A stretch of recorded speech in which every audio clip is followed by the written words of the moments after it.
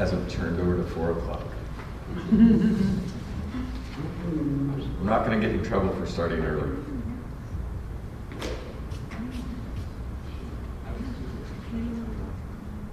Okay, all ready?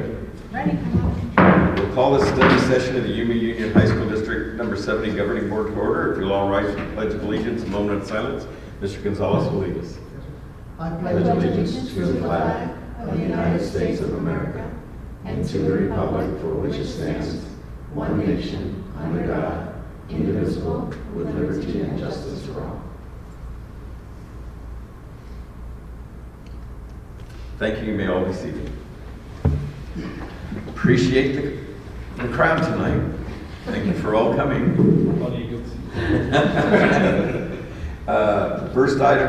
Next item of business, Vision 2023-24, Yuma Union High School District Interdisciplinary Arts Program. Ms. Thompson, will you take it over? Thank you, President Townsend, and those present for governing board membership. We are very excited to have you this evening for this special study session. A lot of work has already gone into this vision for 23-24 school year and beyond. And I'm very excited to have folks present the work and the vision and making a recommendation to you following that in our meeting. So I'm going to turn this over to Associate Superintendent Lisa Anderson, who's currently leading this work, along with Chief Communications Officer Eric Patton. Lisa Anderson. Thank you, and thank you for the opportunity for tonight's study session. Mr. Patton will be joining me as we have partnered in starting the work for this vision.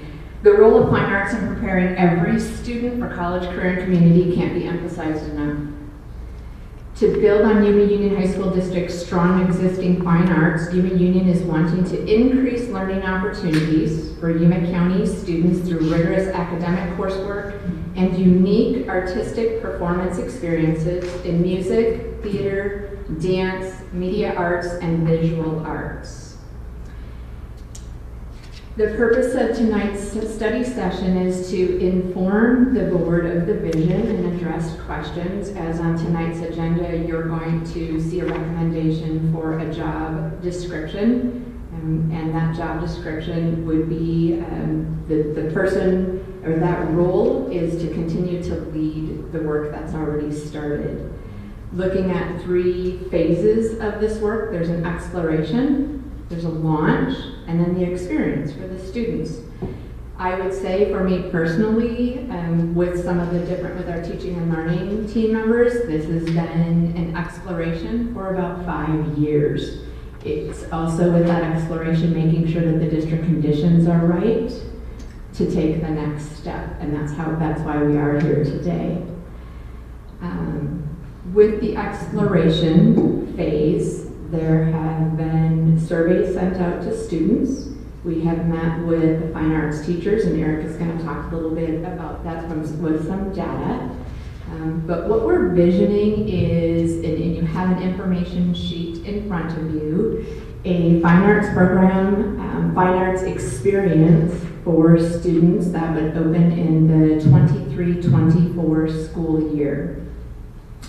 As part of the exploration phase, we met with fine arts teachers, explained the same information sheet, and we took questions and also provided them with the opportunity to give feedback once they got back to their campus. And I'm going to let Mr. Patton share that information, the feedback we received. So thank you, Ms. Anderson. Our meeting with fine arts teachers took place here on April 11th.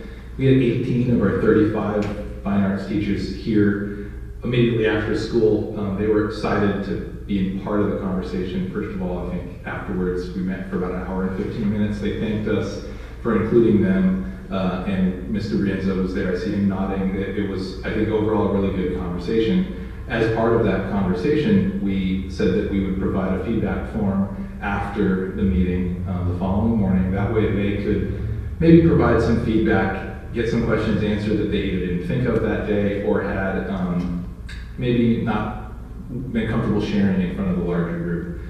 That feedback form, we got 5 responses, 1 question, 4 very positive things, again emphasizing the excitement. That day, a lot of questions, everything from logistical questions to how would certain things work, to certain concerns about students joining this experience as opposed to staying at their home school. And some of those questions we had to say, we'll answer that in the future when we have this year to plan. And for others, it was reassuring them of a lot of things. In addition to that, we sent out a survey to students. It was not highly publicized. It was placed on their Canvas pages, all 11,000 students. And that was on Monday, April 18th in the afternoon. In less than 72 hours, we got 372 responses. So for students to not get an email asking them to do it, not have anyone prompt them to go there, we felt like this response rate was pretty organic. Out of the 372 responses, 85% of those students, or 316 of them, said they'd be interested in taking more fine arts in high school. Not too much less, 259 of those students, or 69.6%, say they are considering pursuing fine arts as a career or a degree. If we consider that this number probably would go a little bit back towards the mean if we surveyed every student in our district, we're still talking about a pretty decent number of total students who have an interest in fine arts, who have an interest in more fine arts. And that's who this is for. And so if you look at the who at the beginning, we're looking for students who have a passion and a love for the arts and a desire to be part of an artistic learning community. And we felt like, even in this survey and from getting the emotional support and conversational support from our fine arts teachers, that this was something that was worth pursuing and having a deeper conversation about. So as part of this exploratory phase, it's kind of like taking a trip. I know I want to go to the Pacific Northwest, but we need to work out the logistics and the itinerary, where we're going to go and what we're going to see. Research has been done over the last couple of years, and we have had the opportunity to talk to leaders of other high schools that have a similar program embedded in their high school.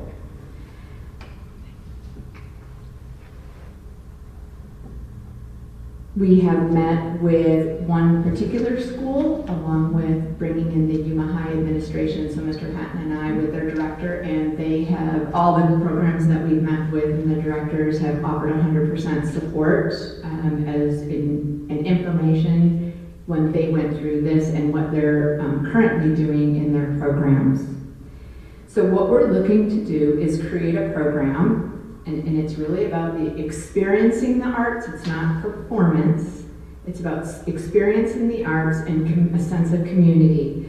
So our vision is to create a program to meet the needs of the students who are interested in fine arts, interdisciplinary fine arts. It would include a partial day schedule with classes representing multiple disciplines of the fine arts, being facilitated by artists in residence from our local community. The partial day program would be hosted at Yuma High School. It would start in the 23-24 school year, again giving us the opportunity to bring the lead for the program on board, and then to continue with the next few months of continue the exploration and make sure that we've covered all of the bases before we start putting, as you'd say, meat on the bones, to be prepared to open a program in the 23-24 school year, open to all Yuma Union students of all grade levels. We're looking to provide students with an opportunity to explore the arts. The resident artists allow us to partner with an important segment of our community, and this is a duplication of a program, a very well-established program already established at a high school, bringing in resident artists. Students co-construct a theme for a semester, and the resident artists provide instruction, project-based instruction, and work with the students in block scheduling and giving them the opportunity to learn the different arts and to network with community members. It supports our mission of every student graduating college, career, and community prepared. And in recent work with one of our partners, ASU, speaking of a Bachelor of Fine Arts, and many of the degrees that come out of the universities are an interdisciplinary degree designed for students who are passionate about the arts and interested in exploring multiple art disciplines. So this aligns to what that pathway would be for the student. Again, the timeline that we've had set up so far with the research, the communication with the other programs and learning what they're about, and what their struggles, what are their celebrations, what would you do different. The survey from our own internal fine arts teachers and now our students. We're looking again at approval for a job description to take this to the next level, and so that we are ready by next February to open applications and begin the launch of the program. One of the things Ms. Anderson and I have also talked about comparing it, she talked about it being a trip, we also have compared it to CTE, in that CTE has advisory boards who are industry professionals, and so in partnership with some of our fine arts teachers or those artists in our community, we would look at creating an advisory board who would work with that executive director to name the program and also come up with a structure that works best for everybody in mind. And our goal would be to have that advisory committee established by August, so that helps provide direction to the lead of the program along with the team that we have established internally. I have a question, please. Uh-huh. You kind of brushed on it a little bit, but what would the day of a student look like? I mean, they're going to go to their main campus and then presumably go to Yuma High for this, but what would that entail? Is it multiple classes? Is it, I'm not quite clear how that day would look. And this is what we're visioning. Again, the logistics would need to be clarified and verified. Right now, our thought was the student can remain at their home campus, and or they could open enroll to Yuma High School. They remain at their home campus, they would take their first 4 classes at their home campus. And then our ultimate goal is to be able to provide transportation from the high schools to Yuma High School. And so the afternoon classes would be in a block. So it might be a 1:15 to a 3 o'clock. And every day maybe look different. The instruction that happens every day in that block would be a different experience for the student. And then transportation home from Yuma High. Home to their home or to their home campus? Mhm. Okay. I also have some questions. Thank you for touching on that, because that was definitely one of mine. I was listening to you both, and I was hearing, it's a magnet school, you know, how are we going to, and I was thinking, how are we going to arrange transportation? So thank you for addressing that. Initially, when you were describing it, I was envisioning the student being at Yuma High the whole day to sort of eliminate that transportation issue. It would be, we would like But that. I get it. Be a choice of It would be- the I student. totally get it. So here are my questions. Do we already have artists in our community interested?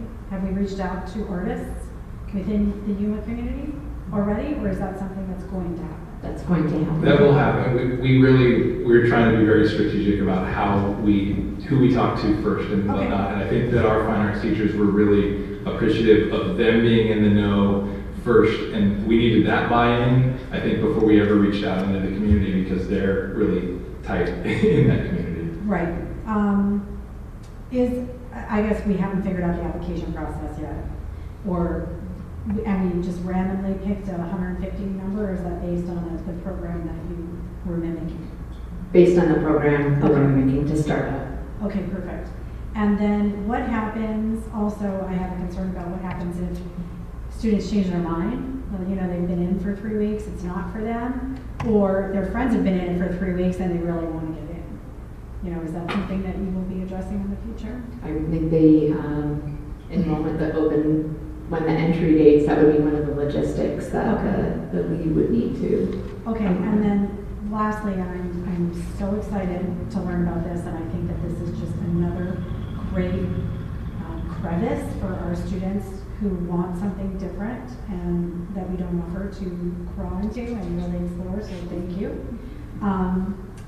But I hear that we have buy-in from staff, and I hear that we're having interest from kids, which is great. So my question to you lastly is, what else do you need other than job description approval from us? At this point in our timeline and our plan is the approval for the job description to get somebody into that role and to be the lead for the work that we've already started and work with us. Right? That's it. And they would establish the advisory committee, and they would continue to we would then work together on our plan of next steps. Perfect. Thank you. And then we have facility, you want to go over to Yeah. facility changes, things like that. Perfect. I'm more for fine arts, by that fine arts, so, but I do have questions. Will this be considered like a pilot program? Like, I mean, we're gonna try it out, if it works fine, if not, or is it something that's gonna continue forever or until We would use the data to evaluate. it's evaluated? So it's, Yeah. the other question is, will it be considered like an elective class for the kids? At this point, it would be an elective class. Down the road, from what we've learned from the other program, is they were able to embed core academic, especially English and social studies, into the courses. And my other last question is, how do you guys come up with the job description? From the other schools and the other programs, number one is to what is the role of the person, and then what did we see is the role, and then how does that fit into the Yuma Union organizational structure. And if everything works out, well, are we gonna be able to partner with, like, Arizona in college and anything has to do with arts? That is the ultimate goal, the same as we do, as Mr. Patton alluded to, the CTE programming, using that same successful model of the advisory board and partnering and having a pathway for students and partnerships, most importantly. Perfect, thank you. I have another question, and I honestly don't have a clue what the answer might be. Is this something that there is a potential pathway for any type of certification? Is there any certifications in fine arts where these children, these kids would come out employable with something? So not necessarily, we'd have to investigate with the certification. Right now, there's a fine arts seal for students, and Mr. Brooks and the fine arts teachers in aisles across the district apply for this through the Department of Ed. They receive a seal on their diploma. And so there are competencies criteria for students to, of work that they are engaged in during their high school experience, and they have to submit and package that. Their evidence to receive that seal. The other would be, I would think, dual credit opportunities. And also for students going into post-secondary, it's having a portfolio of the experiences. So that's where we would lean on our post-secondary partners to help to understand what does that portfolio look like, so that we're preparing the students for that next step of the portfolio. Great, thank you. And I think I would add, all these questions are so advanced, Right. but that's because that's what we're used to in what we have currently. If for those of us that have been around for a minute in our schools, you know, the questions you're asking, these are like 5 and 10 year visions, and just a lot of articulation with the community. So I don't want anyone to think that 23-24 is going to be dual credit and, you know, all the programming. It's going to start slow to go fast, and as with any program, it's about the person leading it. And so that executive director position is going to be critical, and somebody that can work with our same vision and our same passion for every student. I do want to clarify in transportation. I'm not prepared to commit to anything as far as transporting from any school in particular. It may be the first year that students have to provide their own transportation if they don't want to open enroll. So I want to make sure that it isn't any misinformation on our part. We can't really plan. I was just in a meeting today where we are really struggling and still doing double runs with buses. Even though Somerton will provide some relief, we're only starting the freshman class. So that's not necessarily a fix for all of our transportation woes, and we're still not producing a lot of bus drivers in any part of our country. So again, this is going to go slow to go fast. We're starting with this vision. We know we have buy-in, but we're really excited about all of the communication, not only within ourselves, but within our community. I have one other question. The open enrollment was, and of course, most of these students surveyed are not going to even be here when this program starts, or a lot of them. We didn't ask for their cohort, but in theory, it could be more than half of the student body that was surveyed, yes. Would be Okay. So this would be difficult to even assess, but was there a question or anything that alluded to open enrollment to where we could get any idea of the interest? I think that would be a great survey question for the fall next year. Once the director is in place, with your approval, we would talk about next steps in terms of gathering a little bit more concrete data. This was just to give an overall summary of the interest in fine arts.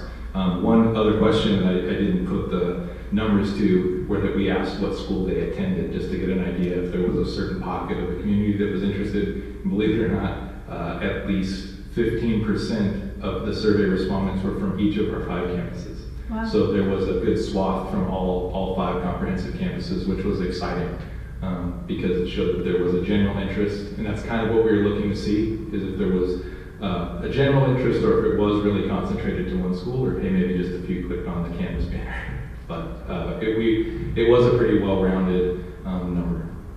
Following up on that, have you had any thought on doing the same type of survey to our feeder schools? That would be something else. I think we'd look at it in the year leading up to it. That way we could probably survey like 7th and 8th graders Right. next year, the students who would currently be in 6th and 7th. And then, again, probably sometime in the fall, because then we'd still have another semester to make adjustments as needed if there was some data that was a discrepancy from what we imagined. Right, and lastly, I think, sorry, the program that we're mimicking right now, that you guys are looking at, is that something that is a 4-year program for these students? When they commit, do they commit for the 4 years? Yes, but it's not as if they commit for the first year that if they change their mind, they're locked in, Right.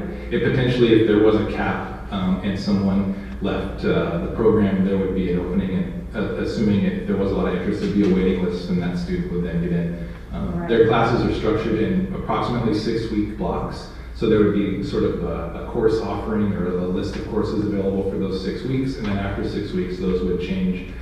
So there essentially could be a window for a student to come into the program if there was others that left. And you sound like they're cross-grade classes, so it's not like a freshman class over here or something. Correct. Great, thank you.